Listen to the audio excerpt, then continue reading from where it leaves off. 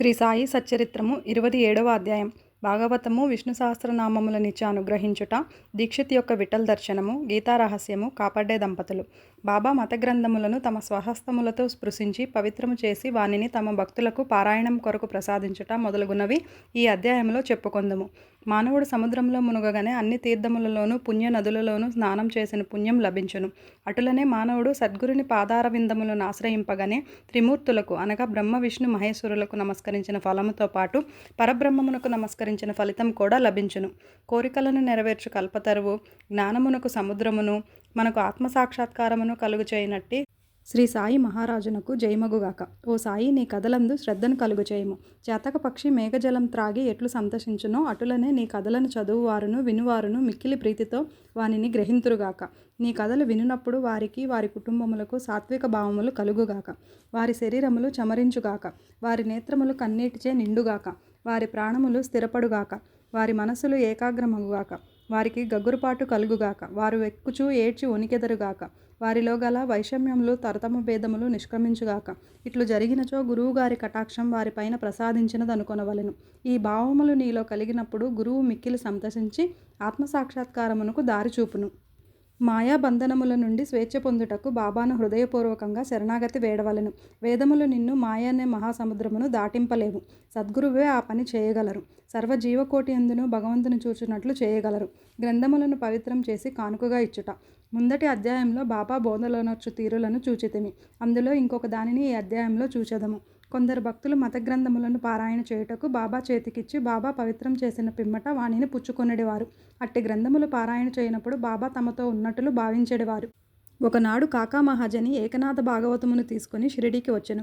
శ్యామ ఆ పుస్తకమును చదువుటకై తీసుకొని మసీదుకు పోయెను. అచ్చట బాబా దానిని తీసుకొని చేతితో తాకి కొన్ని పుటలను త్రిప్పి శ్యామకిచ్చి దానిని తన వద్ద ఉంచుకొమ్మనెను. అది కాకా పుస్తకమనియో అందుచే దానిని అతనికి ఇచ్చివేయవలనను శ్యామ చెప్పెను.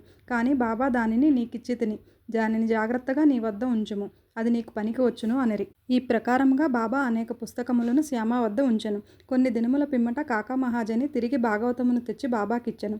బాబా దానిని తాకి ప్రసాదముగా మహాజనికే ఇచ్చి దానిని భద్రపరచుమనెను. అది అతనికి మేలు చేయుననిరి. కాకా సాష్టాంగ నమస్కారంతో స్వీకరించెను. శ్యామ విష్ణు సహస్రనామముల పుస్తకము. శ్యామ బాబాకు మిక్కిలి ప్రియభక్తుడు. బాబా అతనికి మేలు చేయ నిశ్చయించి విష్ణు సహస్రనామమును ప్రసాదముగా ఇచ్చెను. దానిని ఈ క్రింది విధంగా జరిపెను. ఒకప్పుడు ఒక రామదాసి, సమర్థ రామదాసు భక్తుడు షిరిడీకి వచ్చెను. కొన్నాళ్ళు అక్కడ ఉండెను. ప్రతిరోజు ఉదయమే లేచి ముఖం కడుక్కొని స్నానం చేసి పట్టుబట్టలు ధరించి విభూది పూసుకొని విష్ణు సహస్రనామమును ఆధ్యాత్మిక రామాయణమును శ్రద్ధతో పారాయణ చేయుచుండెను. అతడి గ్రంథములు అనేకసార్లు పారాయణ చేసెను. కొన్ని దినముల పిమ్మట బాబా శ్యామకు మేలు చేయి నిశ్చయించి విష్ణు సహస్రనామ పారాయణము చేయింపదల్చెను. కావున రామదాసిని పిలిచి తమకు కడుపు నొప్పిగా ఉన్నదనియు సోనాముఖి తీసుకొననిదే నొప్పి తగ్గదనియు కనుక బజారుకు పోయి ఆ మందును తీసుకొని రమ్మని పంపెను. పారాయణం ఆపి రామదాసు బజారుకు పోయెను. బాబా తమ గద్దె దిగి రామదాసు పారాయణ చేయ స్థలమునకు వచ్చి విష్ణు సహస్రనామ పుస్తకమును తీసుకొని తమ స్థలమునకు తిరిగి వచ్చి ఇట్లనెను. ఓ శ్యామ, ఈ గ్రంథము మిగులు విలువైనది, ఫలప్రదమైనది కనుక నీకిది బహుకరించుచున్నాను. నీవు దీనిని చదువుము. ఒకప్పుడు నేను మిగులు బాధపడితిని. నా హృదయం కొట్టుకొనెను. నా జీవితం అపాయములో ఉండెను. అట్టి సందిగ్ధ స్థితి యందు నేను ఈ పుస్తకమును నా హృదయమునకు హత్తుకొంటిని. శ్యామ, అది నాకు గొప్ప మేలు చేసెను. అల్లాయే స్వయంగా వచ్చి బాగు చేసినని అనుకొంటిని. అందుచే దీనిని నీకిచ్చుచున్నాను. దీనిని కొంచెం ఓపికగా చదువుము. రోజుకు ఒక నామం చదివినను మేలు కలగజేయును.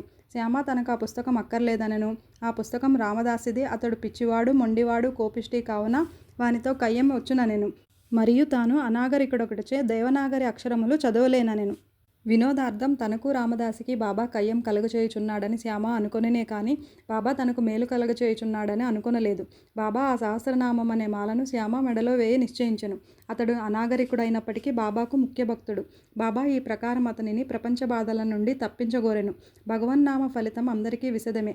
సకల పాపముల నుండి, దూరాలోచనల నుండి, చావు పొట్టుకల నుండి అది మనలను తప్పించును. దీనికంటే సులభమైన సాధనము ఇంకొకటి లేదు. అది మనస్సును పావనం చేయుటలో మిక్కిలి సమర్థమైనది. దానికెట్టి తంతు కూడా అవసరం లేదు. దానికి నియమములేమీ లేవు. అది మిగులు సులభమైనది, ఫలప్రదమైనది. శ్యామకు ఇష్టం లేనప్పటికీ వానిచే దానిని అభ్యసింప చేయవలెనని బాబాకు దయ కలిగెను కనుక దానిని బాబా వానిపై బలవంతంగా రుద్దెను. ఈ ప్రకారముగానే చాలా కాలము క్రిందట ఏకనాథ్ మహారాజు బలవంతంగా విష్ణు సహస్రనామమును ఒక పేద బ్రాహ్మణునిచే పారాయణ చేయించి వానిని రక్షించెను. విష్ణు సహస్రనామ పారాయణము చిత్తశుద్ధికొక విశాలమైన చక్కటి మార్గము కాన దానిని బాబా శ్యామకు బలవంతంగా ఇచ్చెను. రామదాసి త్వరలో సోనాముఖి తెచ్చెను. అన్నా చించనీకర్ అక్కడే ఉండెను. నారదుని వలె నటించి జరిగినదంతయు వానికి చెప్పెను. రామదాసి వెంటనే కోపంతో మండిపడెను. కోపంతో శ్యామపై పడి శ్యామాయే కడుపునొప్పి సాకుతో బాబా తనను బజారుకు పంపునట్లు చేసి ఈ లోపల పుస్తకమును తీసుకొనెనని అనెను. శ్యామను తిట్టనారంభించెను. పుస్తకం ఈయనచో తల పగలగొట్టెదనెను. శ్యామ నెమ్మదిగా జవాబిచ్చెను. కానీ ప్రయోజనం లేకుండెను. అప్పుడు దయతో బాబా రామదాసితో ఇట్లు పలికెను. ఓ రామదాసి, ఏమి సమాచారము? ఎందులకు చికాకు పడుచున్నావు? శ్యామ మనవాడు కాడా? అనవసరంగా వాని నేల తిట్టెదవు. ఎందుకు జగడమాడుచున్నావు? నెమ్మదిగా ప్రేమతో మాటలాడలేవా? ఈ పవిత్రమైన గ్రంథమును నిత్యం పారాయణ చేయుచుంటివి కానీ ఇంకనూ నీ మనసు అపవిత్రముగాను అస్వాధీనముగాను ఉన్నట్లున్నది. నీవెట్టి రామదాసివయ్యా? సమస్త విషయములందు నీవు నిర్మలుడుగా ఉండవలెను. నీవా పుస్తకమును అంతగా అభిలషించుట వింతగా ఉన్నది. నిజమైన రామదాసికి మమత కాక సమత ఉండవలెను. ఒక పుస్తకము కొరకు శ్యామతో పోరాడుచున్నావా? వెళ్ళు, నీ స్థలములో కూర్చొనుము. ధనమిచ్చిన పుస్తకములు అనేకములొచ్చును, కానీ మనుష్యులు రారు. బాగా ఆలోచించుము, తెలివిగా ప్రవర్తించుము. నీ పుస్తకం విలువ ఎంత? శ్యామకు దానితో ఎట్టి సంబంధం లేదు. నేనే దానిని తీసుకొని వానికిచ్చి తిని. నీకది కంఠపాఠంగా వచ్చును కదా. కావున శ్యామ దానిని చదివి మేలు పొందుననుకొంటిని. అందుచే దానిని అతనికిచ్చి తిని. బాబా పలుకులెంత మధురంగా, మెత్తగా, కోమలంగా, అమృతతుల్యంగా ఉన్నవి. వాని ప్రభావము విచిత్రమైనది.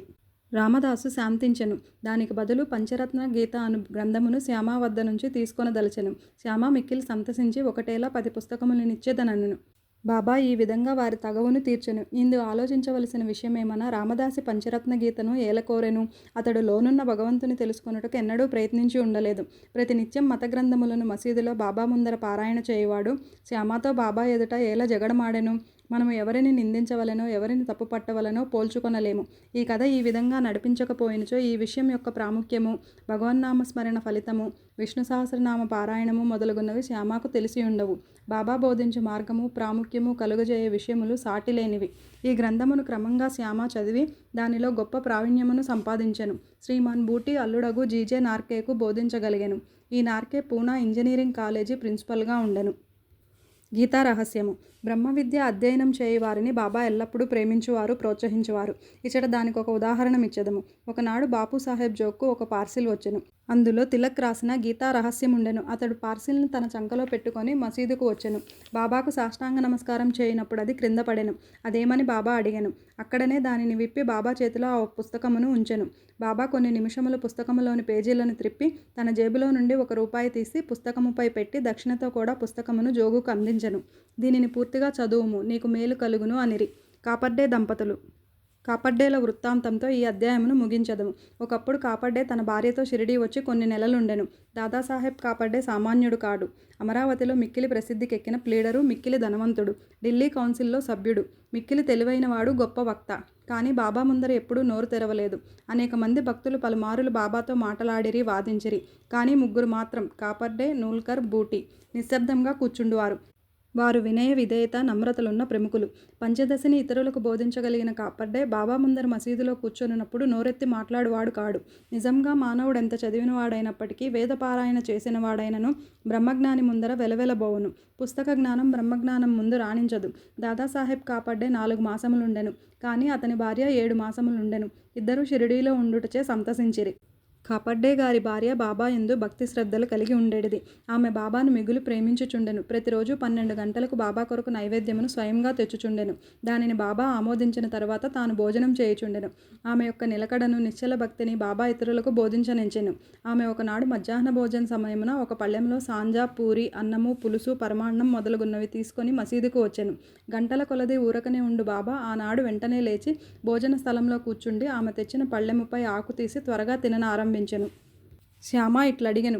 ఎందుకీ పక్షపాతము? ఇతరుల పళ్ళెములను నెట్టివేచెదవు, వాని వైపు చూడనైనా చూడవు. కానీ దీనిని నీ దగ్గరకు ఈడ్చుకొని తినుచున్నావు. ఈమె తెచ్చిన భోజనం ఎందుకంత రుచికరము? ఇది మాకు సమస్యగా ఉన్నది. బాబా ఇట్లు బోధించెను. ఈ భోజనము యథార్థంగా మిక్కిలి అమూల్యమైనది. గత జన్మలో ఈమె ఒక వర్తకుని ఆవు. అది బాగా పాలిచ్చుచుండెను. అచటి నుండి నిష్క్రమించి ఒక తోటమాలి ఇంటిలో జన్మించెను.